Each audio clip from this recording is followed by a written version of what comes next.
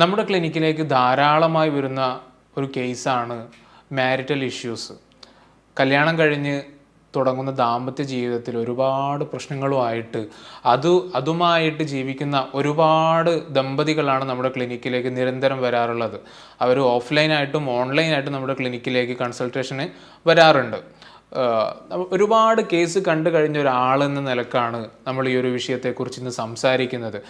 സ്ത്രീകൾക്ക് പൊതുവേ ഉണ്ടാകുന്നൊരു പരാതി എന്ന് പറയുന്നത്, ഇയാൾ ഞാൻ ഉദ്ദേശിക്കുന്നത് പോലുള്ള ഒരാളല്ല, അല്ലെങ്കിൽ എൻ്റെ എക്സ്പെക്റ്റേഷൻ മീറ്റ് ചെയ്യുന്നില്ല, ഞാൻ പറയുന്ന കാര്യങ്ങളൊന്നും ഇയാൾ കേൾക്കുന്നില്ല, കേൾക്കാൻ സന്നദ്ധനാവുന്നില്ല എന്നൊരു വിഷയമാണ്. സ്ത്രീകളെ സംബന്ധിച്ചിടത്തോളം അവർക്ക് ഏറ്റവും ഇഷ്ടപ്പെട്ട ആളുകളോടായിരിക്കും അവരേറ്റവും കൂടുതൽ സംസാരിക്കുന്നുണ്ടാവുക. ഈ ഒരു സംസാരത്തിൽ സ്വാഭാവികമായിട്ടും അവരുടെ സങ്കടങ്ങൾ വരും, അവരുടെ സന്തോഷങ്ങൾ വരും, അതിലേറ്റവും കൂടുതലായിട്ട് അവരുടെ കംപ്ലൈൻസും വരും. കാരണം അവർക്ക് ഇഷ്ടപ്പെട്ട ഒരാളോടായിരിക്കും അവരേറ്റവും കൂടുതലായിട്ട് ഈ പറഞ്ഞ സങ്കടങ്ങൾ സന്തോഷങ്ങളൊക്കെ പങ്കുവെക്കുക. അപ്പോൾ ഭർത്താവാണെങ്കിലോ, ഭർത്താവ് ജോലിയൊക്കെ കഴിഞ്ഞ് വല്ലാതെ ടയേർഡായിട്ട് വീട്ടിൽ വരുന്ന സമയത്തായിരിക്കും ഇവരുടെ വായ തുറന്നിട്ട് അന്നത്തെ മുഴുവൻ കംപ്ലീറ്റ് ആയിട്ടുള്ള കാര്യങ്ങൾ പറയാൻ വേണ്ടിയിട്ട് ഇങ്ങനെ വെമ്പി നിൽക്കുന്നുണ്ടാവുക. ആ സമയത്ത് ഭർത്താവ് കുറച്ച് ഇനി വിശ്രമിക്കുക, വീട്ടിലൊക്കെ എത്തി ഒന്ന് ഫോണൊക്കെ നോക്കുക, ഒന്ന് വാട്സപ്പൊക്കെ നോക്കുക, ഒന്ന് മറ്റുള്ള കാര്യങ്ങളൊക്കെ നോക്കാമെന്ന് കരുതിയിട്ട് വീട്ടിൽ വന്നിരിക്കുന്ന സമയത്തായിരിക്കും ഇവരിത് പറയാൻ വേണ്ടി വരുന്നുണ്ടാവുക. അപ്പോൾ സ്വാഭാവികമായിട്ടും ഈ ഭർത്താക്കന്മാർ ചെയ്യുന്നൊരു പരിപാടി എന്താ, അവർ ഓക്കെ രാവിലെ ചായ കുടിച്ചു അല്ലേ, പിന്നെ ചോറൊക്കെ കഴിച്ചു അല്ലേ. അപ്പോൾ സ്ത്രീകളിങ്ങനെ പറയാൻ പറയുന്നുണ്ടാകും. ഇയാൾ ഒരു കയ്യിൽ ഫോണും പിടിച്ചിട്ട് വാട്സപ്പ് ഇങ്ങനെ നോക്കിയിട്ട്, അല്ലെങ്കിൽ ചില കേസിലൊക്കെ ലാപ്ടോപ്പ് ആണെങ്കിൽ ലാപ്ടോപ്പ് ഇങ്ങനെ ചിലപ്പോൾ ഒന്ന് പൗസാക്കും, അല്ലെങ്കിൽ ഒന്ന് ലിഡ് ക്ലോസ് ചെയ്തിട്ടായിരിക്കും സംസാരിക്കുന്നുണ്ടാവുക.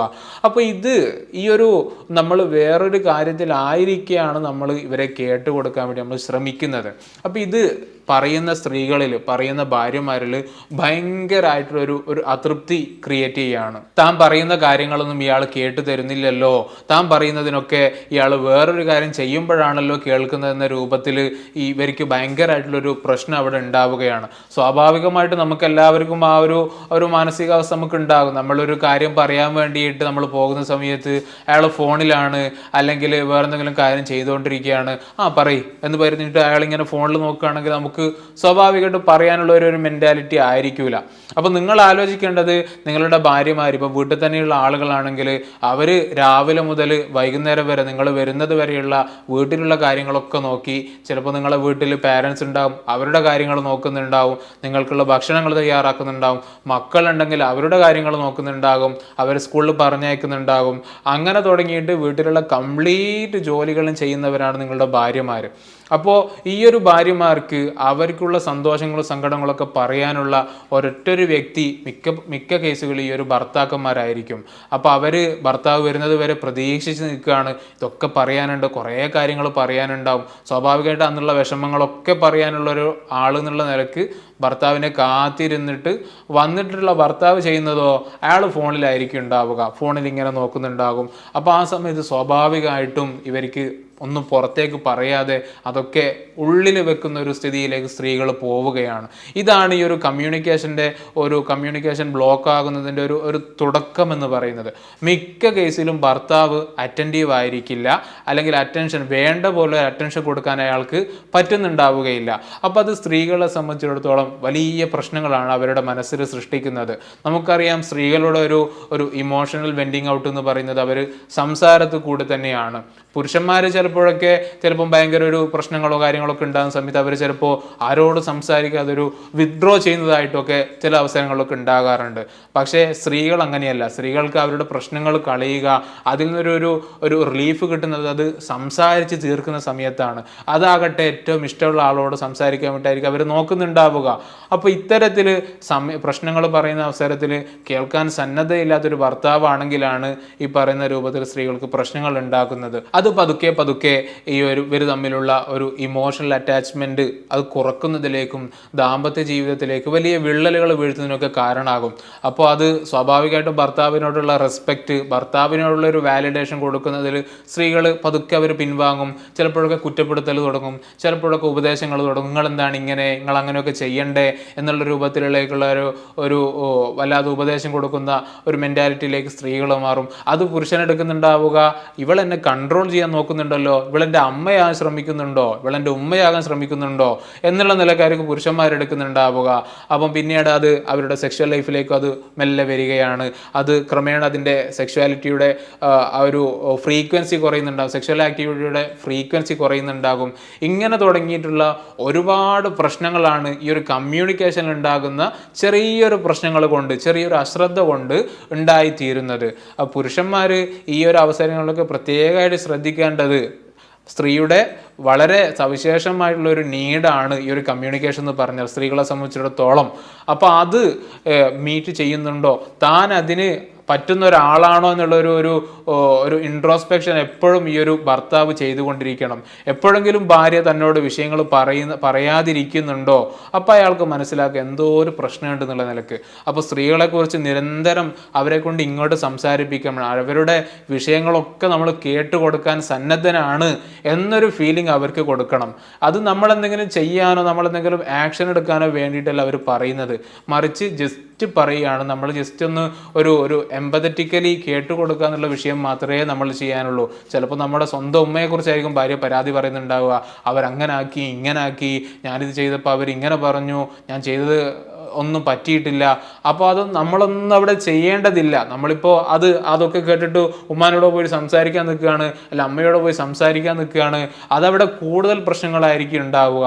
അത് പിന്നീട് ഇൻലോ റിലേഷൻഷിപ്പിലൊക്കെ വലിയ പ്രശ്നങ്ങളൊക്കെ ഉണ്ടാക്കി നമുക്ക് ജീവിതം തന്നെ ഒരു ദുസ്സഹമാകുന്ന രൂപത്തിലേക്കായിരിക്കും അത് പോവുക. അപ്പോൾ ആ സമയത്ത് നമ്മൾ ഈ പ്രശ്നങ്ങളൊക്കെ, അവർ പറയുന്ന കംപ്ലയിൻസ് ഒക്കെ വെറുതെ ഒന്ന് കേട്ടുകൊടുക്കുക, അതൊന്ന് എമ്പതറ്റിക്കലായിട്ട് ഒന്ന് കേട്ടുകൊടുത്താൽ മാത്രം തീരുന്ന വിഷയങ്ങളാണിത്. അതിനുള്ള ഒരു സന്നദ്ധത ഭർത്താക്കന്മാരെന്നുള്ള നിലക്ക് നമ്മളൊക്കെ ശ്രദ്ധിക്കേണ്ട ഒരു വിഷയമാണത്. നമ്മുടെ അടുത്ത് കുറച്ച് മുമ്പ് വന്നൊരു കേസ് ഉണ്ടായിരുന്നു. അവർ ഡൽഹിയിൽ രണ്ടുപേരും IT സെക്ടറിൽ വർക്ക് ചെയ്യുന്ന ആളുകളാണ്. ലവ് മാരേജ് ആയിരുന്നു. അവർ കല്യാണം കഴിഞ്ഞിട്ട് ഏകദേശം 2 വർഷമായി.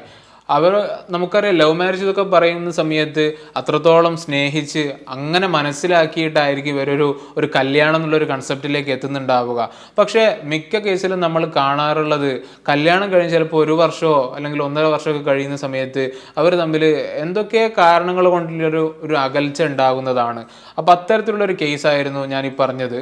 ആ കേസിലെ ഭാര്യയായിരുന്നു നമ്മുടെ അടുത്ത് ക്ലയൻ്റായിട്ട് വന്നിട്ടുണ്ടായിരുന്നത്. അവർ പറഞ്ഞത് ഭയങ്കര സങ്കടത്തോടെയാണ് അവർ പറയുന്നത്. അവർ തുടക്കത്തിൽ ഞാൻ ചോദിച്ചു, നിങ്ങൾ തമ്മിൽ എന്തെങ്കിലും പ്രശ്നമുണ്ടോ, ഭർത്താവ് എങ്ങനെയാണ്? കുഴപ്പമൊന്നുമില്ല, ഭർത്താവ് കുഴപ്പമൊന്നുമില്ല എന്ന് മാത്രമേ പറഞ്ഞിട്ടുണ്ടായിരുന്നുള്ളൂ. വീണ്ടും നമ്മളൊരു കുറച്ചുകൂടി എമ്പതിയും കാര്യങ്ങളൊക്കെ കാണിച്ചുകൊണ്ട് സംസാരിക്കുന്ന സമയത്താണ് അവർ പറഞ്ഞത്, ശരിയാണ്, എൻ്റെ ജീവിതത്തിൽ ഒരുപാട് പ്രശ്നങ്ങളുണ്ട്, ഞങ്ങൾ അത്രയും സ്നേഹിച്ചിട്ടാണ് ഞങ്ങളൊരു കല്യാണത്തിലേക്ക് വന്നത്. പക്ഷേ കല്യാണം കഴിഞ്ഞ് കുറച്ച് കഴിഞ്ഞ് ഇപ്പോൾ ഏകദേശം 1 വർഷത്തോളമായിട്ട് ഞങ്ങൾ തമ്മിൽ യാതൊരു സംസാരങ്ങളില്ല എന്ന് പറഞ്ഞാൽ ഒരു ഉള്ളിലേക്ക് ഇറങ്ങി മനസ്സ് തുറക്കുന്ന ഒരു സംസാരം നടക്കുന്നില്ല. ജസ്റ്റ് ഭക്ഷണം കഴിച്ചോ, ഭക്ഷണം കഴിച്ചു, പിന്നെ മറ്റുള്ള എന്തെങ്കിലും കാര്യങ്ങൾ ചെയ്തോ, അത് മാത്രമാണ് ഇപ്പം നമ്മൾ തമ്മിൽ നടക്കുന്ന ഒരു കമ്മ്യൂണിക്കേഷൻ. കല്യാണത്തിൻ്റെ തുടക്കത്തിലൊക്കെ നമ്മൾ ഒരുപാട് സമയം നമ്മൾ ചിലവഴിക്കുമായിരുന്നു. ഈ ക്വാളിറ്റി ടൈം സ്പെൻഡിങ് എന്നൊക്കെ നമ്മൾ പറയാറില്ലേ. അപ്പോൾ ആ രൂപത്തിൽ അവർ ഒരുപാട് സമയം ഏതൊരു കപ്പിൾസും ചെയ്യുന്നത് പോലെ അവർ സമയം ചിലവഴിച്ചിരുന്നു. പക്ഷേ ഇപ്പോൾ അതൊന്നും നടക്കുന്നില്ല. ഇപ്പോൾ കഴിഞ്ഞൊരു വർഷമായിട്ട് അവർ തമ്മിൽ സെക്സ് പോലും നടന്നിട്ടില്ല എന്നാണ് ഈ ഒരു സ്ത്രീ വളരെ സങ്കടത്തോടെ എന്നോട് പറഞ്ഞത്. അപ്പോൾ അതിൻ്റെ ഒരു കാരണം നമ്മൾ ഒന്നുകൂടി ഡീപ്പർ ലെവലിലൊന്ന് ചോദിച്ച സമയത്താണ് ഇവർ തമ്മിലുള്ള കമ്മ്യൂണിക്കേഷനിൽ വലിയൊരു പ്രശ്നം നടക്കുന്നതായിട്ട് മനസ്സിലായിട്ടുള്ളത്. ഭർത്താവ് കുറച്ച് വർക്കഹോളിക് ആയിട്ടുള്ള ആളാണ്. അപ്പം വർക്കൊക്കെ കഴിഞ്ഞിട്ട് രാത്രി വരാൻ തന്നെ 6 മണിക്ക് കഴിയുന്ന വർക്കാണെങ്കിലും ഓഫീസിൽ തന്നെ ഇരുന്നിട്ട് മറ്റുള്ള കാര്യങ്ങളൊക്കെ കുറച്ച് ആത്മാർത്ഥത കൂടുതലാണെന്നൊക്കെ പറയാം. അതൊക്കെ കഴിഞ്ഞിട്ട് ഫാമിലിയിലേക്ക് ഒരു 8 മണിയൊക്കെ ആകുമ്പോഴാണ് വരിക. എന്നാൽ വന്നു കഴിഞ്ഞാലും കുറച്ച് ഇമെയിൽസ് അയക്കാനുണ്ടാകും, കുറച്ച് വാട്സപ്പ് നോക്കാനുണ്ടാകും, അല്ലെങ്കിൽ കുറച്ച് TVയും കാര്യങ്ങളൊക്കെ ആയിട്ട് പോവാണ്. ഞാൻ തുടക്കത്തിൽ പറഞ്ഞ അതേ ഒരു സംഭവമാണ് ഇവരുടെ ജീവിതത്തിൽ ഉണ്ടായിരുന്നത്.